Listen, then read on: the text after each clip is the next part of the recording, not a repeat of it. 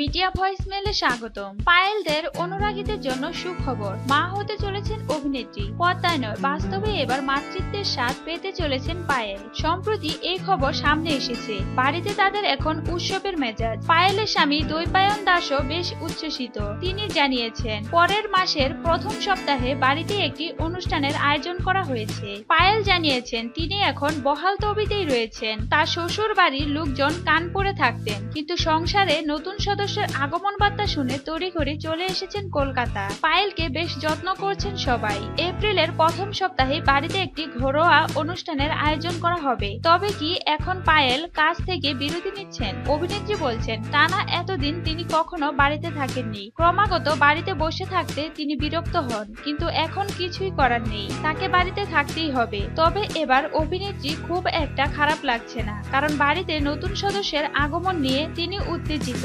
তাছাড়া হবু মা হিসেবে একটা বড়সড় দায়িত্ব রয়েছে তার। তাহলে এখন বাড়িতে কিভাবে সময় কাটাচ্ছেন পায়েল? বই পড়ে আর গান শুনে। অকপট অভিনেত্রী তার সমস্ত কাজ করিয়ে নিচ্ছেন স্বামীকে দিয়ে। পায়েল এখন যা বলছেন তিনি শুনছেন, আর এই সুযোগ বেশ করে কাজে লাগিয়ে নিচ্ছেন অভিনেত্রী। স্বামীকে দিয়ে তিনি যা করাতে চাইতেন তার সবকটা কাজ করিয়ে নিচ্ছেন। দৈপায়ন ও না করতে পারছে না। মুখ বুজে স্ত্রীর সব আবদার মেনে নিচ্ছেন তিনি। অভিনেত্রী পায়েলদের জন্য রইল অনেক অনেক শুভেচ্ছা ও শুভকামনা।